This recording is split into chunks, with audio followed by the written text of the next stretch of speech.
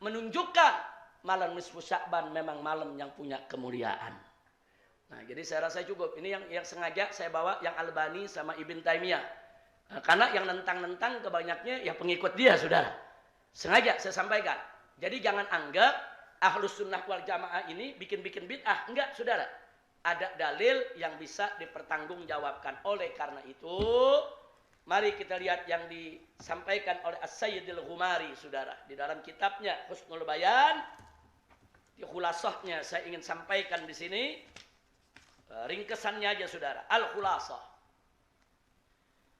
Beliau katakan, al-awwal, kesimpulan yang pertama dari buku yang beliau karang ini. Anna fadla lailatin nisfi min Sya'ban thabitun fil jumlah. Bahwa kemuliaan daripada malam nisfu Sya'ban itu thabit fil jumlah. Secara global, thabit. Ada dalilnya, saudara. Dan bisa dipertanggungjawabkan. Kemudian wa anna inkarahu. Adapun yang mengingkari kemuliaan malam nisfu Sya'ban ala sabilil itlaq secara mutlak, yang mengatakan malam nisfu Sya'ban enggak ada hadis sahih, malam nisfu Sya'ban enggak ada kemuliaan sama sekali, maka mereka-mereka ini, saudara, dikatakan oleh Al-Ghumari, saudara, wa anna inkarahu ala sabilil itlaq kama fa'ala Ibnul Arabi al-Mu'afiri ghalat. Jadi yang mengingkari secara mutlak galat. Tahu arti galat? Salah. Enggak betul. Siapa bilang? Memang di sana hadis maudhu ada, yang dhaif ada, tapi itu enggak merubah kemuliaan daripada malam Lailatul Nisfu Sya'ban. Berikutnya yang kedua, anna ihya'aha bi anwa'il ibadat mustahabbun. Bahwa menghidupkan malam Nisfu Sya'ban dengan aneka ragam ibadat mustahab, sangat disukai. Sangat disukai, saudara. Nah, jadi yang beliau tentang apa Al-Ghumari yang ditentang? Ya, saudara, yang ditentang, saudara, sholat sunnah nisfu Sya'ban. Enggak ada. Jadi kalau sholat sunnah nisfu Sya'ban, 50 rakaat, 100 rakaat, baca Fatihah sekian, baca Qul huwallahu ahad sekian, itu dinyatakan oleh beliau hadisnya batil semua. Hatta Al-Imam Al-Ghazali dalam kitab Ihya begitu menyebut ada sholat sunnah nisfu Sya'ban, dikoreksi oleh Al-Imam Al-Iraqi. Al-Imam Al-Iraqi menyebutkan hadis maudhu, hadisnya maudhu. Tapi bukan berarti nggak boleh sholat di malam nisfu Sya'ban. Di malam nisfu Sya'ban kalau orang mau sholat tahajud boleh nggak? Sholat witir boleh gak? Sholat tasbih boleh gak? Sholat hajat boleh gak? Silakan isi, saudara. Bi anwa'il ibadat. Silakan isi. Tapi jangan ada yang niat khusus usolli sunnata nisfi Sya'ban. Itu yang gak ada. Itu yang disebut bid'ah. Kira-kira jelas? Jangan tahajud malam nisfu Sya'ban dibilang bid'ah. Saya tanya, sholat tahajud kapan aja boleh gak? Sekarang boleh. Besok boleh. Kemarin boleh. Di malam nisfu Sya'ban? Boleh. Nah, lalu bagaimana dengan baca Yasin?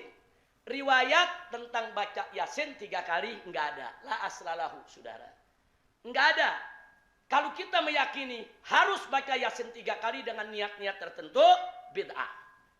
Tapi kalau orang mau baca Yasin kapan aja boleh enggak? Sekarang boleh. Besok? Malam nisfu Sya'ban? Boleh. Mau sekali baca boleh. 3 kali? 1000 kali? Kalau kuat. Tapi jangan meyakini bahwa itu ada hadisnya. Harus. Nah, itu enggak ada. Kalau itu yang kita lakukan, kita melakukan bid'atun munkarah. Kira-kira jelas tidak? Paham tidak? Nah, baik. Sebagai penutup, saudara, ada yang menarik. Saya lanjutkan lagi. Syekhi al-Imam al-Muhaddits Sayyid Muhammad bin Alwi al-Maliki radhiyallahu taala anhu wa an walidayh. Saudara, beliau di sini mengatakan ada yang menarik, nasihat buat kita dan nasihat buat mereka-mereka nih yang suka nyerang-nyerang, saudara, ngeluarin hadis cuman yang dia perlu doang, yang lain dia enggak mau lihat, saudara. Apa beliau katakan? Qultu, qala syekhi, qultu wa ajibun min al-hafidhil mazkur. Nah, ini yang dimaksud di sini adalah, saudara, Fa innal amal bil hadits dhaif innama huwa ibtigha'i fadilati. La, bukan ini. Saudara. Yang saya mau bacakan di sini adalah ucapan beliau sebentar. Ini dia. Saudara. Di sini beliau mengatakan apa? Wanzur akhil karim. Saudaraku yang mulia, lihatlah ilal Hafiz Ibn Rajab Al-Hambali. Lihatlah, contohlah Al-Imam Ibn Rajab Al-Hambali yang mazhabnya Hambali. Kenapa saudara? Lihatlah Ibn Rajab wa amanatah fi maqalah.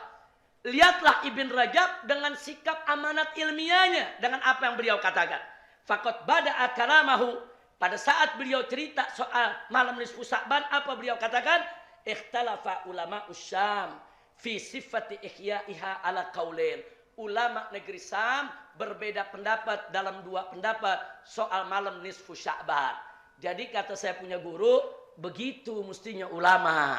Jadi disebutin dulu ini ada ikhtilaf di antara ulama negeri Syam. Nah, jangan cuman pendapat yang kita dukung yang kita keluarkan, yang kita nggak dukung langsung kita sebut bid'ah, kafir, dolal. Saudara, itu nggak boleh seperti itu. Kira-kira jelas tidak? Jelas tidak?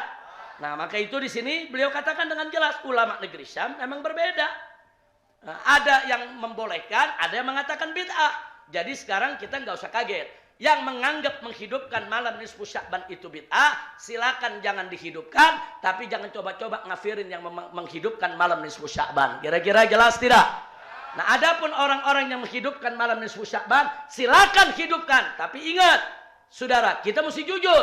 Yang sahih hadisnya kita bilang sahih, yang hasan kita bilang hasan, yang dhaif kita bilang dhaif, yang maudhu palsu juga harus kita akui yang maudhu. Dan yang maudhu jangan diikuti, saudara. Kira-kira jelas tidak? Jelas tidak?